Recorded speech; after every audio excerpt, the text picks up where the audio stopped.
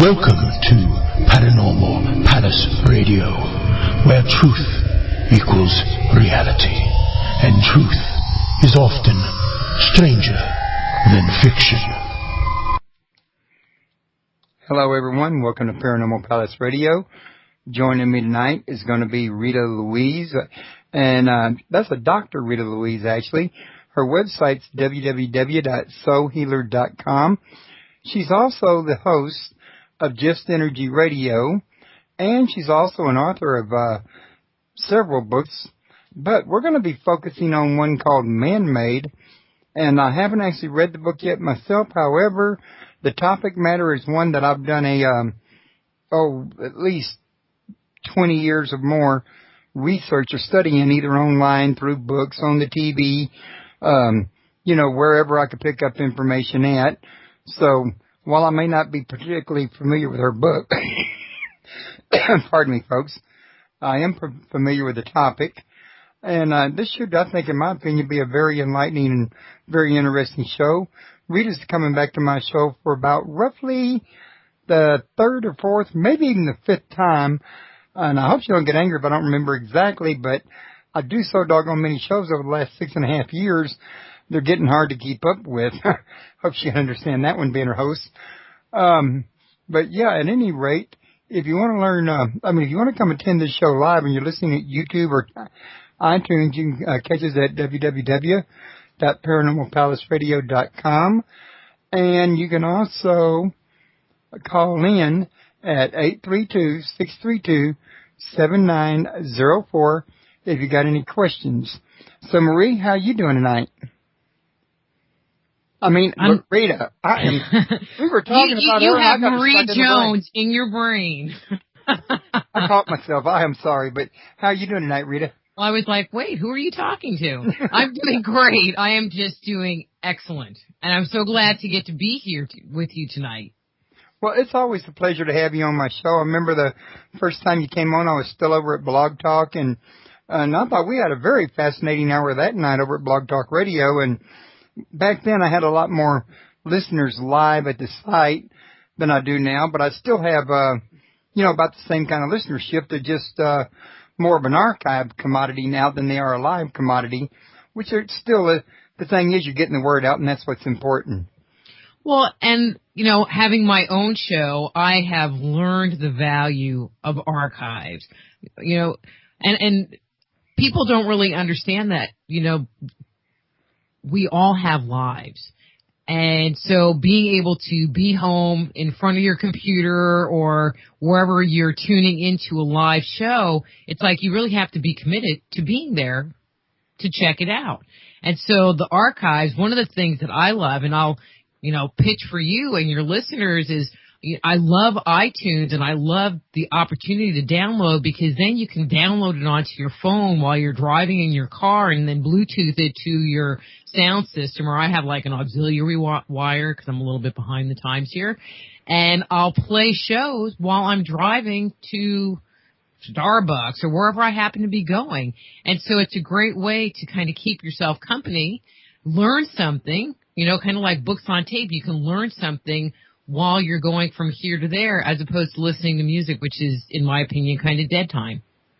Well, music, I think I've listened to so much of it that it starts to get on my nerves, becomes more like a noise now. But my wife is a real big music fan, that's why. Well, fortunately, my husband, he likes music, but he does still like a good talk show, to listen to and then we have these ongoing debates, wait, pause that right there. And then we'll have these debates as we're cruising down the road. And so it kind of makes for us a bonding moment, and just something that we find enhances our relationship. So a debate is a chance to bond.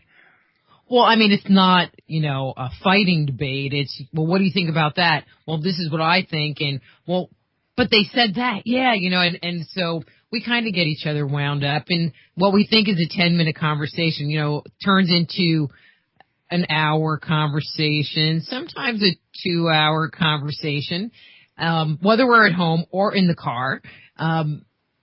And so it makes the time go by faster, even though you're hoping it was really only 10 minutes when you're at home and you're supposed to be getting ready for work or whatever. Yeah, I think I would tend to agree with you. But what I wanted to ask you about is what got you involved in the ancient gods, mythology, religion, ancient astronauts, and I mean, because that's a little off from what I'm used to talking to you about. I'm more used to talking to you about spiritual matters and psychic matters and hypnotherapy and Ricky and, things of this nature. So how did we get so far from our usual? Well, many of the things that I write about really have, and I'm going to say, a spiritual base. And when you think what is spirit, we're talking about God. And so I joke around because I tell people that one of my first loves in life was the whole concept of ESP. But the reality is that my real first love in life was archaeology and anthropology. And I went to Catholic school, and the nuns weren't too happy with me coming in with these, what about the theory of evolution? And and how does our soul fit into this whole thing? And they didn't like it too much. So they were fitting you for your own special cross? Yeah. Well, I just figured, I was already going to be burning by that point in time, so it really didn't matter anymore. Right. Well, I was just thinking about a story I heard when I was in my 20s about a young kid that his father couldn't do anything with him and couldn't get him to act right in school and took him to a Catholic school. And all of a sudden, this kid turned into the model student, perfect angel. So one day the dad finally asked him, what happened? Well, that first day you took me over there to enroll, I saw that dude hanging on the cross, and I kind of figured they meant business. Okay, I missed the last thing you said because, of course, my computer decided it wanted to talk to me right in that very second, so I'm going to apologize. I wondered why you got quiet. Okay. But, yeah, anyway, when the father asked the son, why is it you've all of a sudden started becoming a model student, the son said, well, when you took me in to enroll, I saw the man hanging on the cross, and I figured these people meant business. So that's where I got the idea to pull that one on you. I had issues going to Catholic school, and I'll share this story with you and your listeners. My mom is Catholic. My dad is Jewish. And when we were learning the sacraments in second grade, because that's when you would get your Holy Communion, one of the things that they would tell you was that if you weren't baptized, you would go to limbo. Now, limbo was not heaven, not hell. It was kind of this ancillary world over there somewhere that all the unbaptized people went to.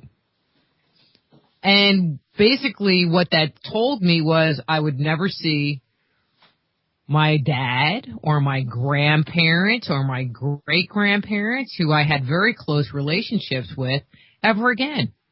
And I wasn't really happy with that whole thing. And, once you're baptized, it's not like you can take it back. You can't give it back. Fortunately, I learned that was a fallacy. There is no limbo.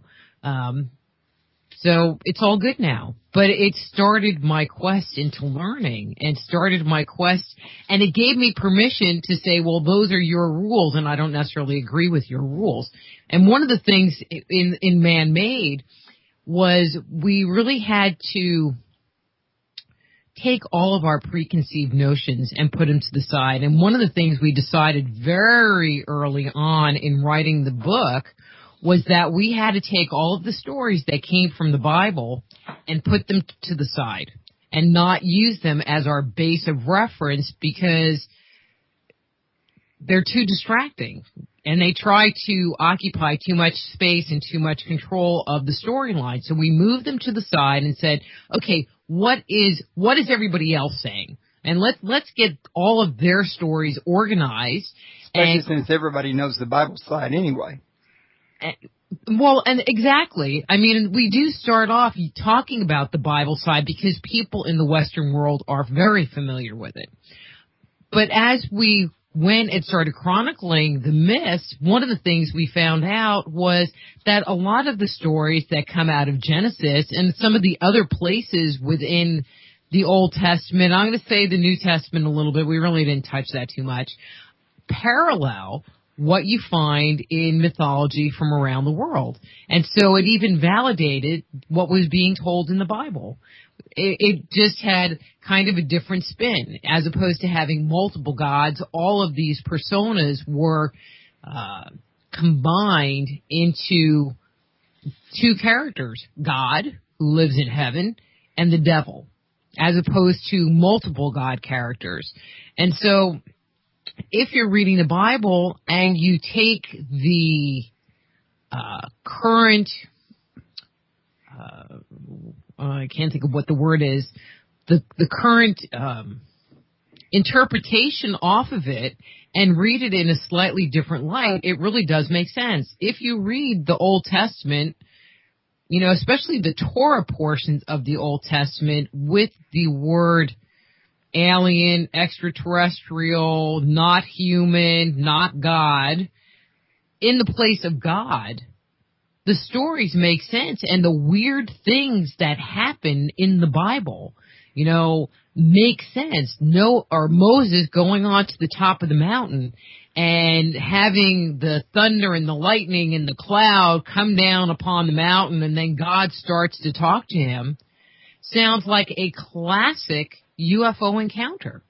Which there's been many that's pointed this out before, and I think they make a valid point. It really does, and I've actually heard, and I don't know how true it is, that if you go look at the top of that mountain, it's still charred to this day. I have not heard that. That would be something very interesting. Somebody could have made it up, but, you know, I don't state anything as a fact unless I've actually been able to verify it. But I don't mind mentioning what I've read because you never know for sure. Right. And that's a big part, Royce. I'm so glad you brought that up because there are so many people that will just take one person's idea and say, this is fact, you know, blah, blah, blah. For example, you know, and I don't like using this example, but I'm going to because Zecharia Sitchin, you know, many people read his work, loved his work. I read his work, loved his work. But when you start unraveling what he talks about, it's not all 100%, in my opinion, accurate. And especially his Lost Book of Enki.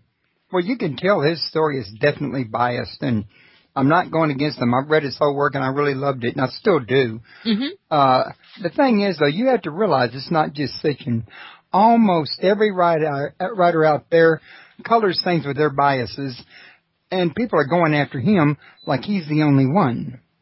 Well, no, but that's not the point I'm trying to make. Go ahead. I'm sorry. I agree with you. But in his Lost Book of Enki, you have to read really careful. The second to last paragraph, I mean, this is how much I had to dig for it. The second to last paragraph in the introduction clearly says that this is a narrative that I put together based on the writing style that comes out of Sumeria and taking the mythology that I have found in my storyline and putting it into a text. And there are so many people that take that book like, this is a tablet, this is like the Epic of Gilgamesh, and this was found, and like it's something, and it's not even real, it's fiction. Like it's a gospel of God, or... But even, you know, like... Dan Brown. Yeah. But, yeah, I know what you're talking about. Anyway, go ahead, I didn't mean to interrupt. Yeah, and, you know, but a lot of people don't, you know, realize that it is a work of fiction. Well, period. Yeah. This is true. And it's been my finding that most works of fiction are, you know, mixed in with actual accounts, and that's what makes them so interesting is separating what's fiction and what's not. But, you know, like you say, so many people, they get so hung up on, well, everything's fact. Well, and then they start creating theories that expound off of material that is found in that work. and say, oh, well, this is how it is because, look, here's my reference from this book. But if the book is fiction, then how can anything you base your work on be fact? And I'm using Zachariah's work as an example, but I've seen it in other places where... Right, I'm just going to say it like it is. It's like they kind of pull this stuff out of their butt and they put it on pieces of paper and go, well, here's a fact. Even scientists do that. They put material out and they're like, well, this is a fact. But it's not really a fact. It's what they kind of know right now. And they don't say this is what we conjecture or this is what we recognize as to the best of our ability. They just put it out like, well, it's a fact. Yeah, and that's really a very bad thing if you ask me, because I believe there would be less flame wars in these Yahoo groups and forums if more people would say openly, this is not, and I am sorry. You know, I had that cough last week. Well, I'll just talk for a second and you can, get a drink. It hit me right when I went to talk, and I do apologize for that. But what I was going to say is instead of saying like you do, this conjecture, this is theory, no, I can't prove it, I believe it because of this, they state it as fact, and then anybody that doesn't agree with them or believe them is inferior. Oh, I agree. Well, I mean, there was, two points. One, in writing Man-Made, because of my obvious distaste for that kind of philosophy of putting out half-truths or opinions stated like fact, we really strived? No. To let the myths, because it really is based around the mythology, and we let the myths tell the stories. And so we just retell the stories in a timeline. And so if there was something that we were conjecturing, or if there was something that we were kind of throwing in what if, we were pretty clear in identifying, well, this is what we thought, and we ended up over here. Or, so it's not that we're sitting there saying, well, it's a fact check.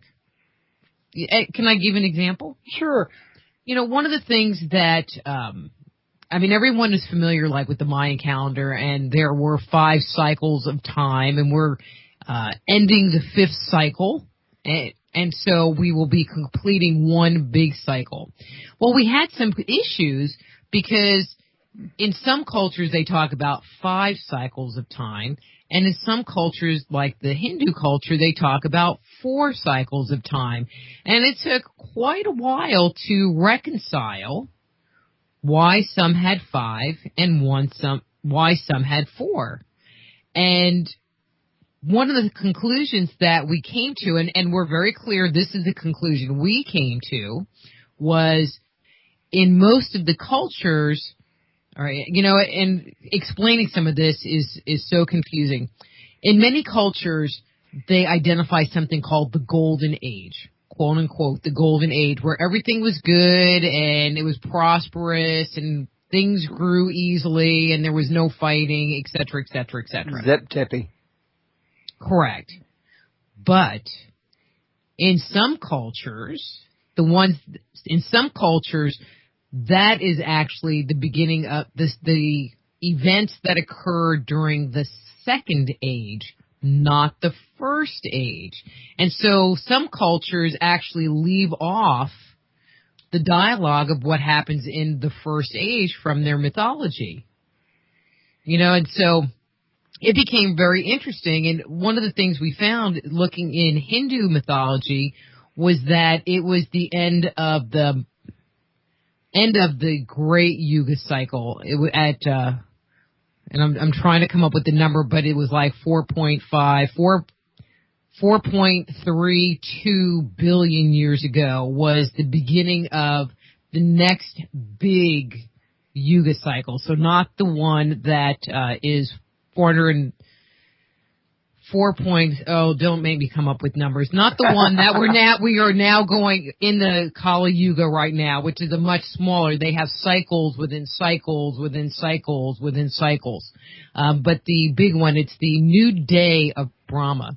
But where the other one ended, there was a giant calamity that occurred, and after the calamity, they had a new beginning and the golden age. And when you started looking, we came to the conclusion that there was actually this period of time that preceded what you find in the Yuga cycle. It was really interesting. It was a little challenging trying to sort it all out, but one of the things we did was go, okay, but they're talking about a golden age, they're talking about a golden age, and took all the golden ages and lined them up. And said, okay, well, they start with the golden age, but these people have all these stories that preceded. So what are their stories? But when you started stacking the different ages on top of each other, the ones that have the age that starts prior to the golden age had 5, and the other ones had 4. Ooh, it just worked out that way.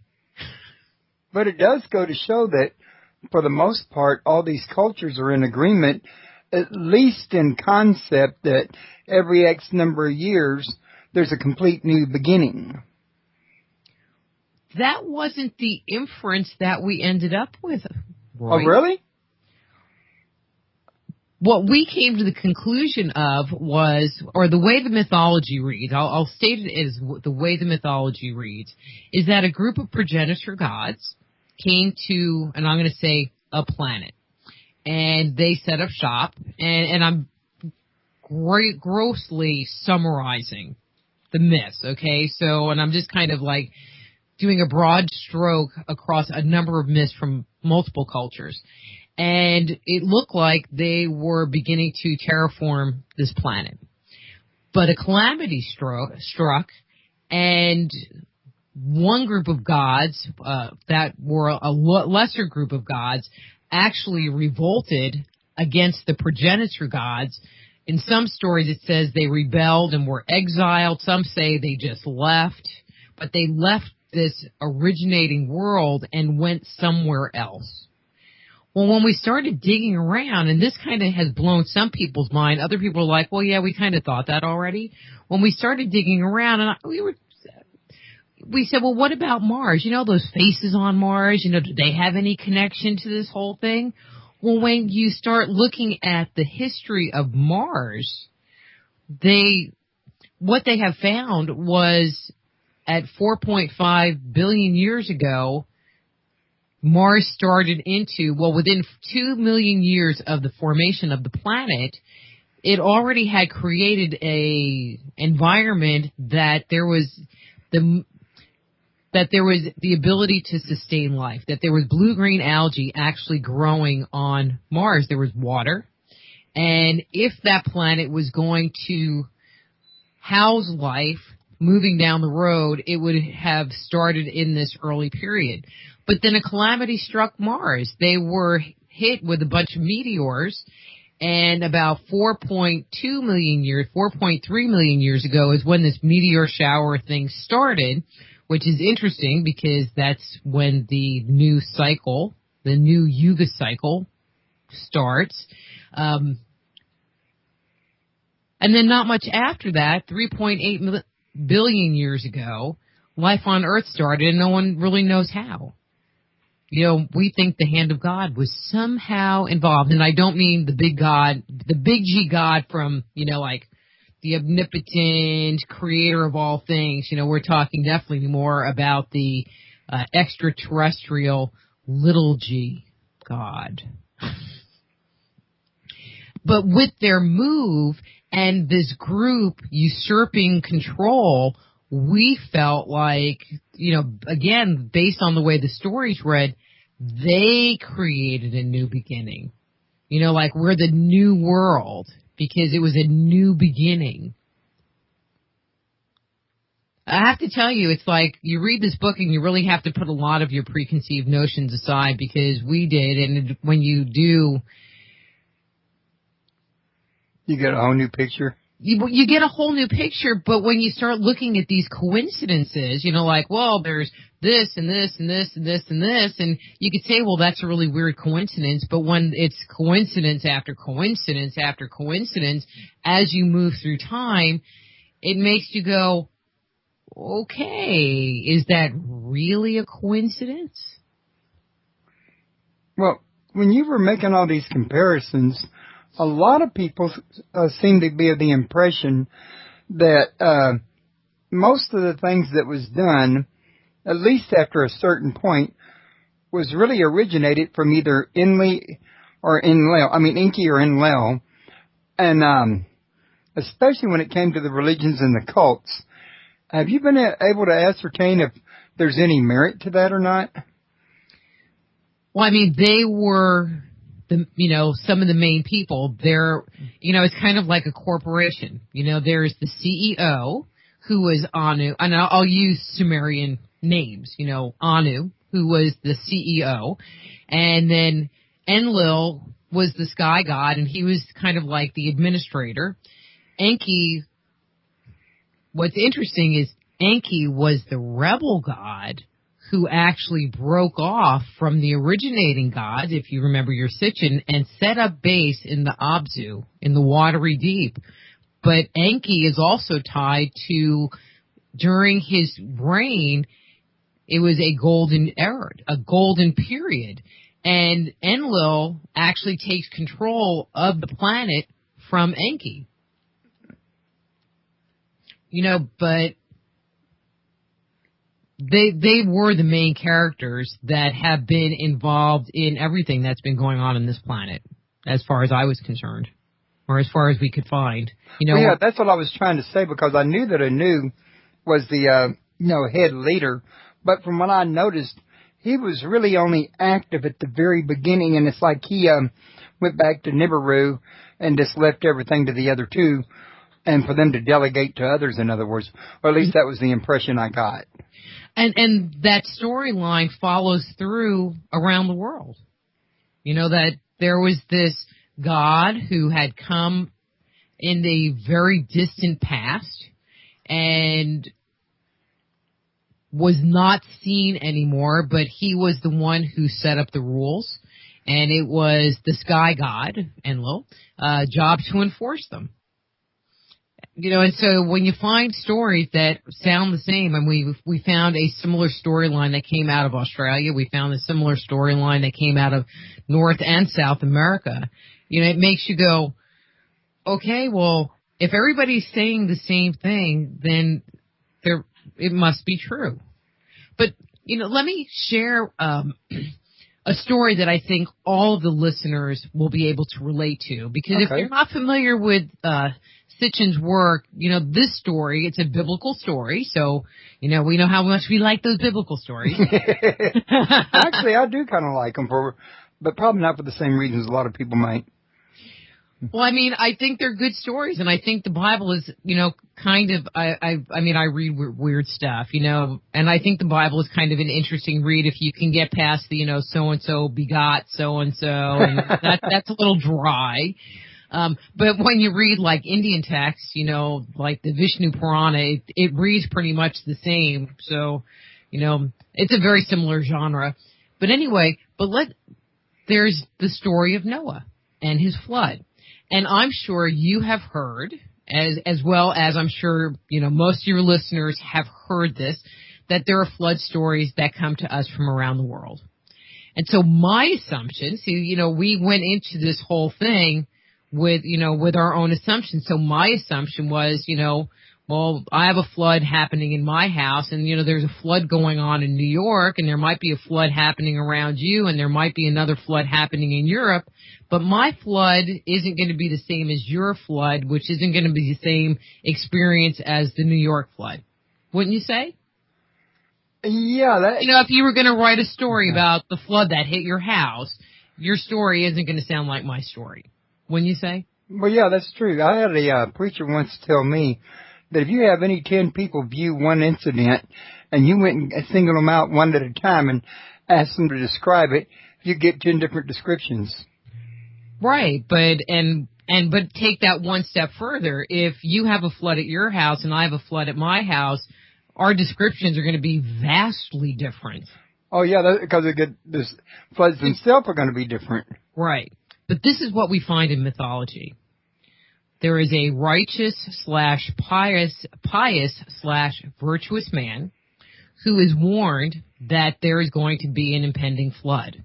And so he builds an ark, builds a canoe, climbs on a leaf, climbs a tree, climbs a mountain. One of the choices above, but it's a very finite group of choices. To escape the flood, he is joined by his wife, his sister, which I always think is a little kinky. Sometimes his brother. Their children might participate and escape the flood. In some of the stories, animals escape the flood with them.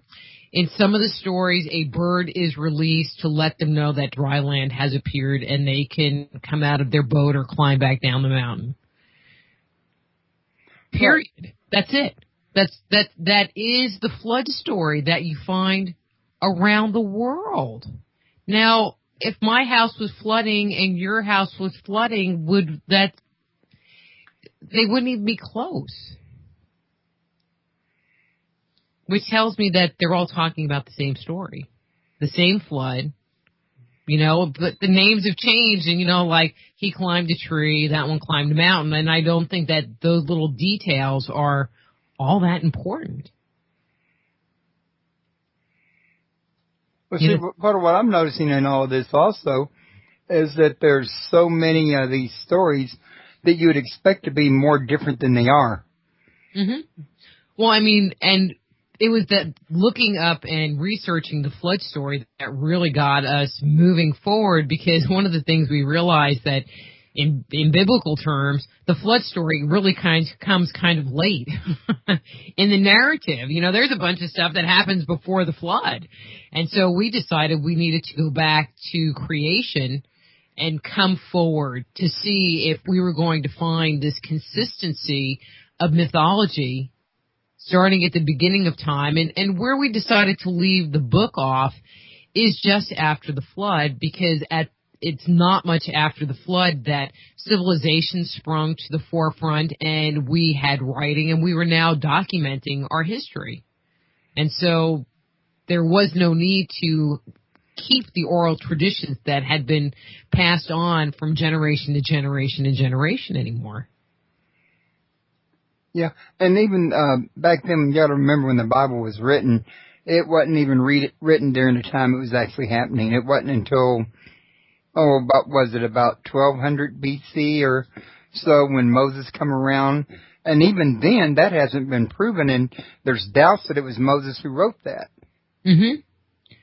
But but then it brings into the question, you bring up a good point, and I agree, and most of the myths that we have that are documented were not written until hundreds, thousands of years after the fact. But it also brings up the point of, well, when did Adam and Eve happen? Many people say, it's 4,000 BC. Some say 6,500 BC. I disagree. Based on our research, I disagree with that. We feel like it goes much, much further back in time.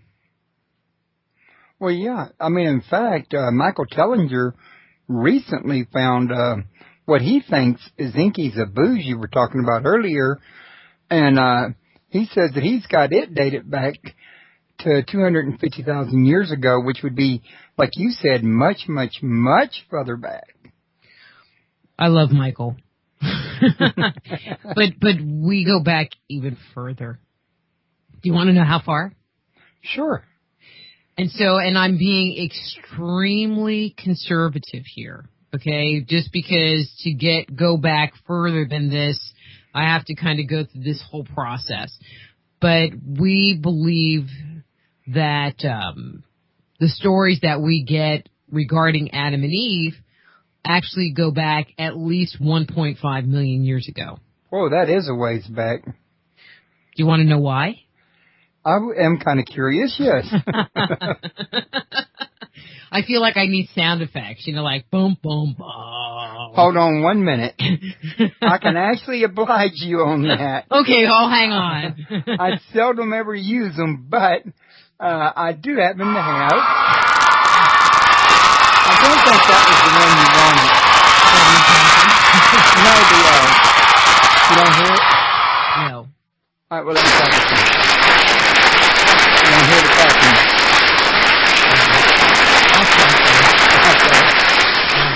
Well, okay, it stopped. I happen to have on my Sam's broadcaster a sound effects that can provide clapping and crowd surge and all kinds of things. And, well, I never use it, but since you asked, I thought I'd oblige. Well, I'm sure the listeners heard it, but it's probably not feeding through the channel that we're communicating on. Which is that could be. Anyway. It's one of those technology things, I'll be sending you the link so you can listen to it too. But okay, good. Anyway, go ahead. I want to hear this. Okay, when you look at mythology, and are you familiar with the story of Prometheus? Yes, I am. And so what did Prometheus do?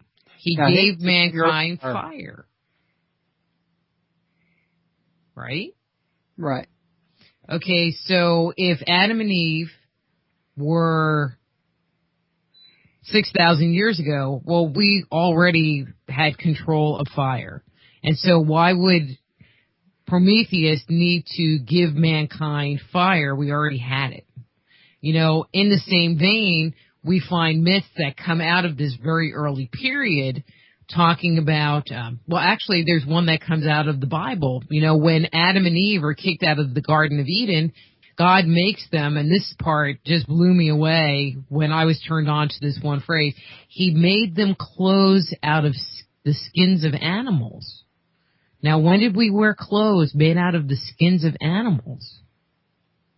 Caveman day, wasn't it? Caveman day, Homo erectus time, Neanderthal time.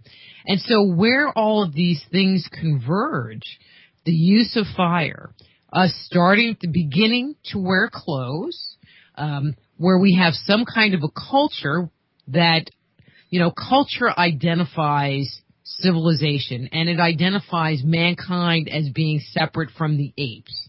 And there are certain characteristics that all have to come together.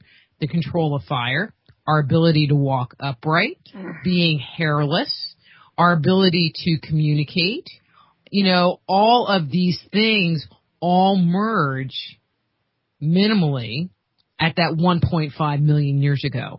And so when you take mythology and look at science, to me, that is when Adam and Eve lived. 1.5 million years ago. I was on Coast to Coast yesterday, and I swear I was kind of feeling like a heretic because I'm saying this stuff, and it's like, well, I'm sorry that it just smacks in the face of people that are interested in, biblical texts, and a lot of the people that say, well, mankind started, blah, blah, blah. I think that genetic engineering, like Michael Tellinger talks about, has been occurring ongoing, and there have been many different interventions of engineering that have occurred. And so, his dating of 200,000 years ago could have been just another iteration of man and mankind. Because we still don't know what else is going to be found either, for that matter. Mm-hmm. Now, also, I wanted to remind everybody her website's www.soulhealer.com. If y'all scroll down under her picture and her description, there's a link to her website to the page of the book, and she's got a link there to buy it.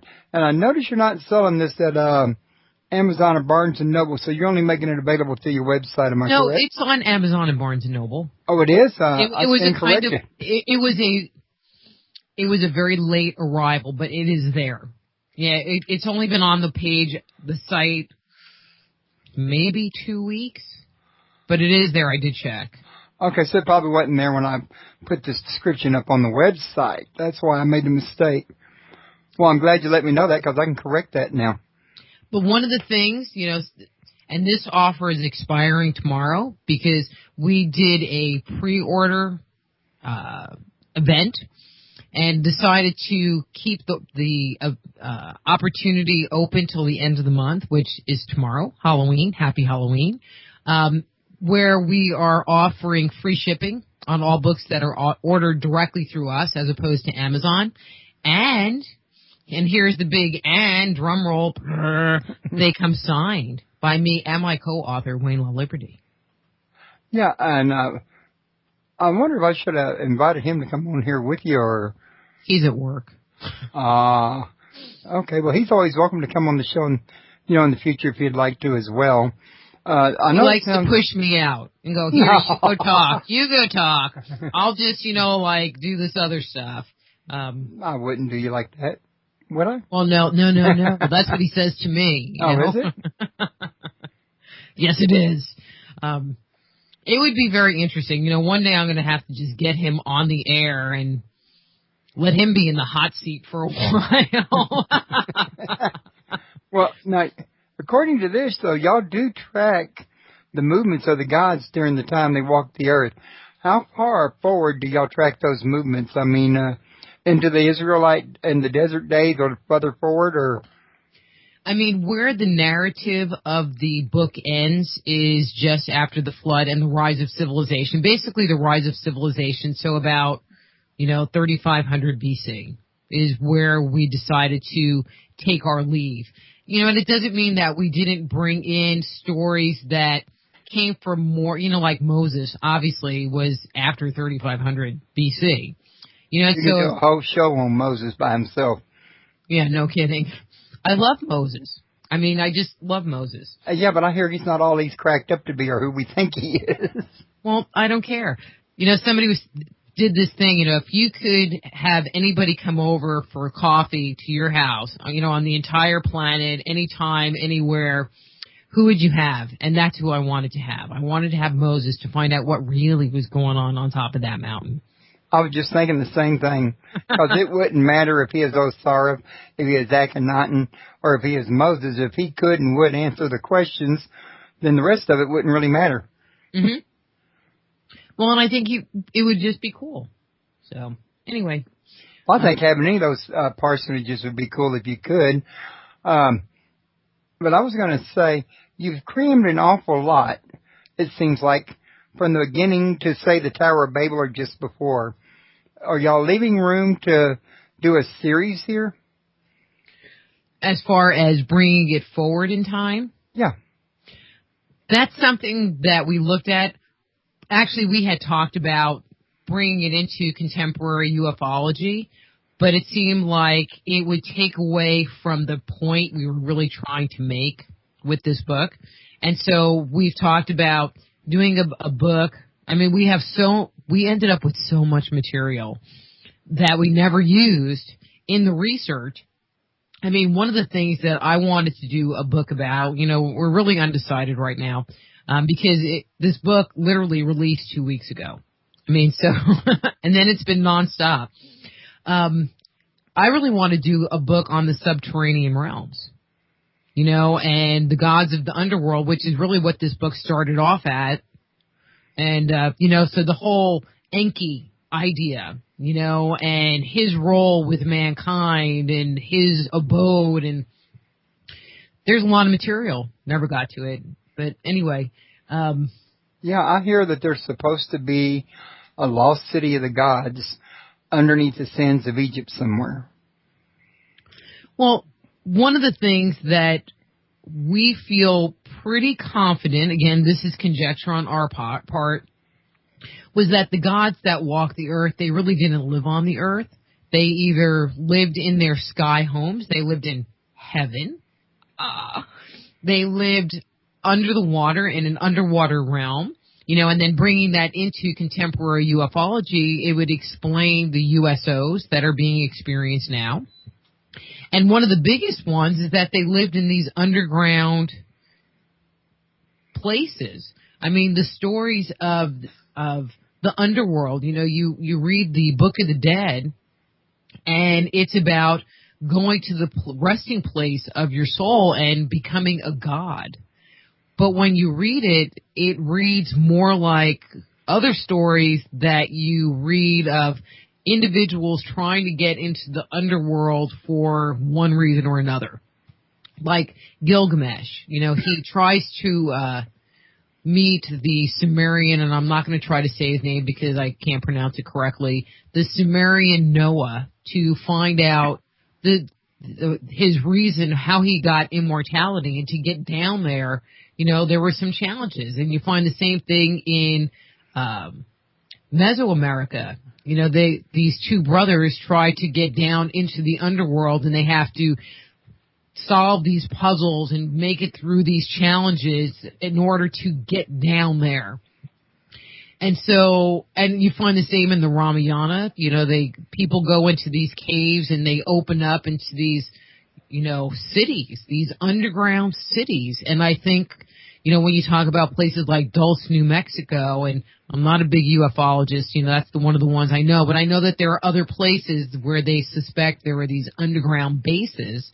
And I think that they were originally the bases of the gods, and they still might be there. It's possible. Have you ever heard of John Rhodes? No. Well, if you can, I think his website's called Reptoids. And he's done a lot of research, and his findings are indicating that there were reptoids living underground. And, some of the gods I've heard described by people like Lawrence Gardner as being hideous, like maybe a lizard-looking god or extraterrestrial might perhaps be, in other words. But mythology supports it. It's congruent with mythology. Right. In the Indian culture, they talk about the Nagas, the kings of the serpents, and they live in the 7th level of the underworld. That's where their abode is. That's where their little underground city is. Yeah, in fact, if you go to Sri Lanka, there are people there, just the average everyday Joe like you or me, any resident, that would tell you they believe this to this day. Well, it's just the people in the Western world. It's the people that have been indoctrinated into biblical thinking. And I hate saying this because, again, it makes me sound like a heretic. That are so stuck on that concept. But when you go into Native American culture, you go into Indian culture, it's like they have a firm belief in extraterrestrials and gods that came from the sky. And it's part of their cosmology and not something that they think twice about. I mean, heck, those Indian gods, they're blue, for God's sake. And they have 4 arms and 4 heads and a bunch of legs and arms. And Parishn is who I think you're referring to. Well, they have all kinds. They have ones with horns and ones that are hairy and ones that are giants and ones that are men-eaters.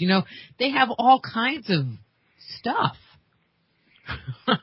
Yeah, you're absolutely right, and I wouldn't say you're a heretic. The truth is, I was going to say, and this probably sounds pretty heretical as well, that if you think about it, it's when the church moved into Europe and put everybody through the Dark Ages that made everything different for the Western world than it was for the Eastern world as far as beliefs. The Eastern world grew up. This was a part of their history, a part of their heritage. For us, our heritage was when our country began and what the church allowed us to believe throughout time.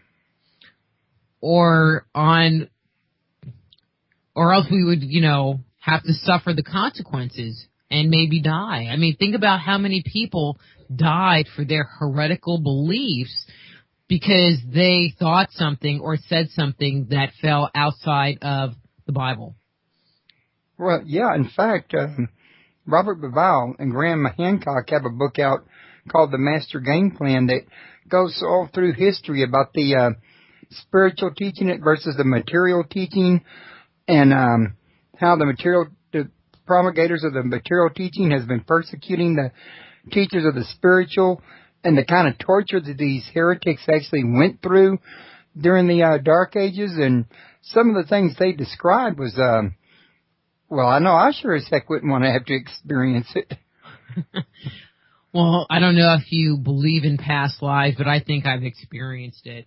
Writing this book, I don't want to sound like some weirdo freak person, but, I I believe in past lives. You know, I have a little conundrum with past lives. It's like I believe in past lives because I see past lives in other people's auras. You know, I mean, that's one of the things I do, psychic thing.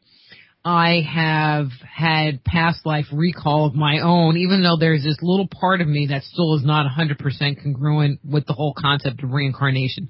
I don't really understand that in myself, but it is. But I have had this ongoing past life recall of being locked up in some dungeon somewhere because I talked too much and I spoke the truth and the church just put me away. Here's your little cell with the rats. Maybe you were Galileo in a past life. Well, I don't think I was Galileo, but they definitely didn't like me. I was a heretic. Well, you know, I had a guy on Larry Von Hoos, I think it is. Very interesting man. Has an interesting book out called The Voice, What the Bible Says About Reincarnation. And he makes a very strong biblical case for it. You might want to look into it. You can get it pretty cheap on Kindle. And you might be fascinated by what you learn. But what I was going to say, hang on a minute, was that we have been on for about 50 minutes. And, you know, most of the time I can do a 2-hour show. But tonight, my back is really in a very bad way. And I was wanting to kind of get to a 1 hour, and we didn't discuss it prior. Are there anything that you'd like to cover that I haven't covered? I mean, I think we gave out some of the base parts of the book. I'm just going, okay, so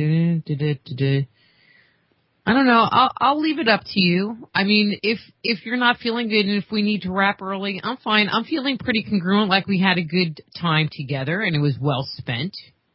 And, you know, I just hope people buy the book. That's always a good thing.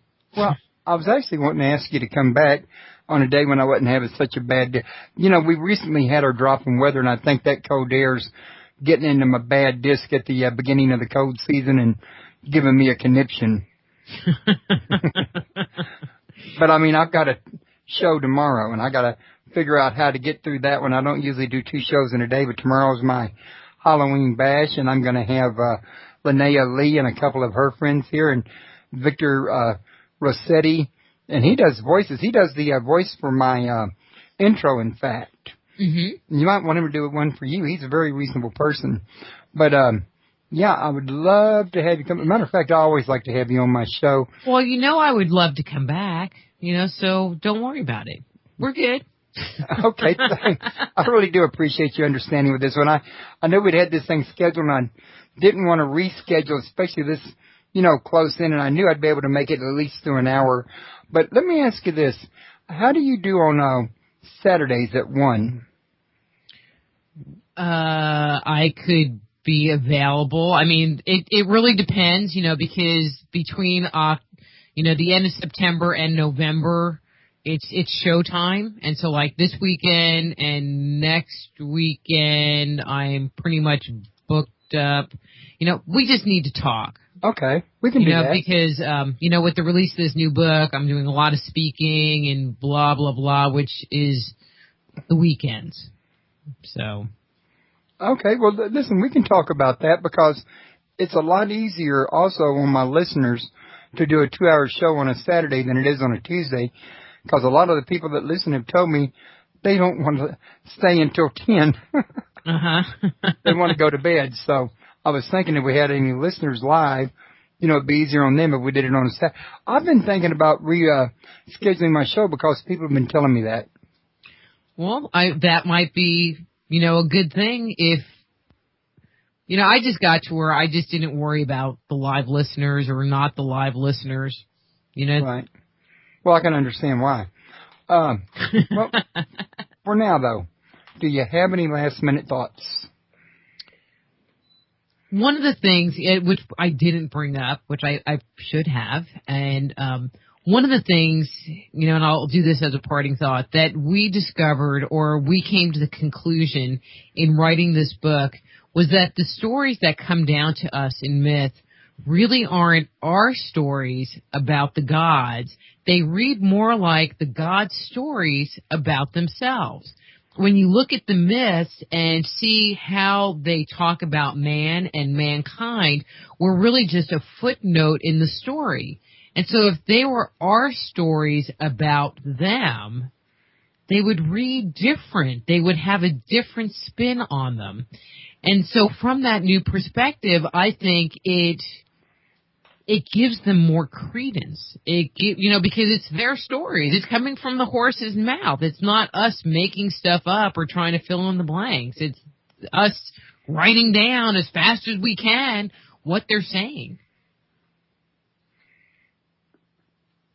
Instead of just the whole thing being their opinion, in other words?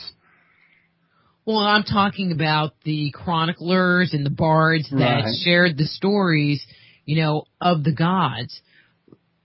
When you look at the stories, they're not told from a mankind perspective. They don't talk about our interaction with the gods for many of them. It talks about the gods' interactions with the gods, and then they created, and I'll use the Sumerian, the black-headed people, those guys, and they're referred to in a very dismissive way.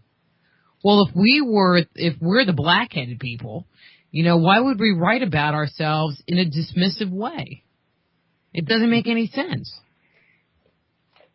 That is absolutely right. I would tend to agree with that. I've read about, they called the black-headed people, some cultures did. I think it was the Canaanites, but that could be a bad memory. The Satans, in fact. Well, what's interesting, though, is the concept of the black-headed people is also found in China. So it's not a term that was necessarily relegated to Semitic properties, Semitic lands, which I thought was kind of interesting. I only really found it in China, but you deal with a certain amount of translation issues when you get things. You deal with, we've lost so much information. We have lost so much information, with the burning of the Library of Alexandria, and the burning of the codices in Mesoamerica. I mean, think about how much of our history is gone. That we are just trying to piece together with the little pieces that we have.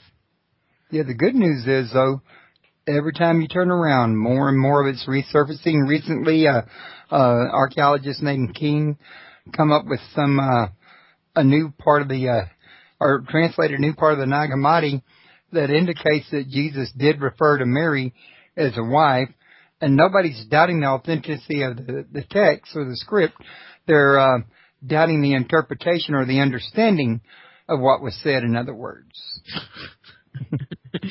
I'm shocked. Oh, you mean like they're going to come up with something that fits out, that doesn't fit neatly into that box? Well, it's not surprising, but the point, the going on that is that they're still finding new things. They're still getting new things translated. And, who's to know what's going to pop up tomorrow, the next day, in other words. I mean, Tellinger just recently found what he thinks is Inky's a booze. Uh-huh. Well, but then you have, Gobekli Tepe. And actually, I had emailed Sam, and I don't say his last name right, Azminagosh, the Bosnian pyramid guy. And because I had heard that they found some organic material right on the surface of the pyramid, on the casing stone of the pyramid. And they were getting it carbon-14 dated. And so I was curious as to what the results of those dates, the dating was. And then I found out it was a leaf that was actually underneath all of these layers of sediment, but sitting on top of the casing stone. And it was carbon dated at 24,000 BC. So if those pyramids, there's still contention as to whether the pyramids are like real pyramids or not.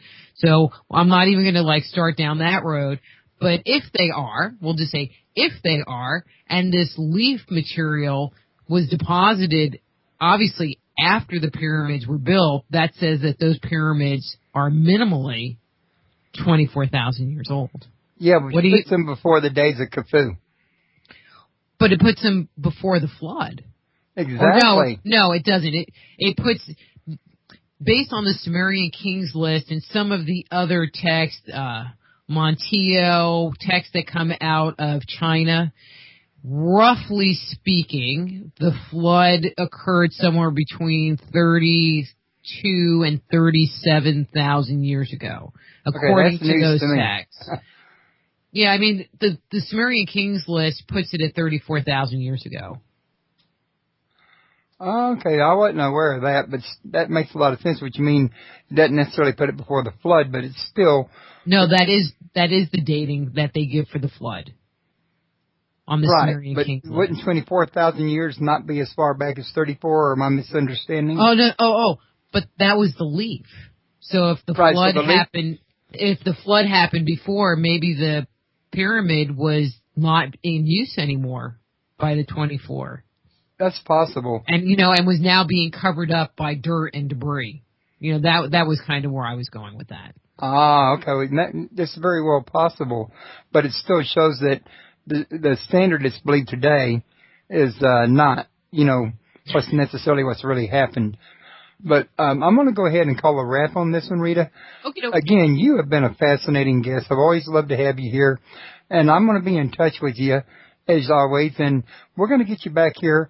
Only next time, let's do this for Saturday. And I usually have bigger crowds on Saturdays anyway, which I know you go with the archives. But I like to have people chat and ask questions that, just makes for... sometimes a very interesting conversation. At least if I can, I'll try to. So okay, well we can do that. Okay. And I want to thank everybody for listening. I couldn't have a show without you. If you did nothing but listen, that's still participating. Don't forget to tell your friends about the show. Bring them along, and put out a word for us. Give us a recommendation, and tell everybody about Rita's book. Don't forget to go to her website, souljourney.com. She got a link to Soul her Healer. book. Huh? Soul Healer. Soul Healer. I'm glad you called me. You must really be feeling bad. Yeah, I've had better days. I do apologize. But soulhealer.com, and I don't know where I got Soul Journey. Anyway, and she got a link to her book on there and to her radio show, Just Energy Radio. Check them out. You'll be very pleased with it. She also has a Facebook page. Just go there and type in Dr. Rita Louise. I'm sure she'll be happy to friend you and communicate with you, and you can answer questions and everything else you need to do. And until then, I'm going to call this a wrap for everybody. Y'all have a good night. Y'all enjoy the Halloween weekend, and everybody, if y'all want to, please show up tomorrow night, and I'm hoping I'll feel better by tomorrow with any luck at all. Y'all be good. Bye-bye.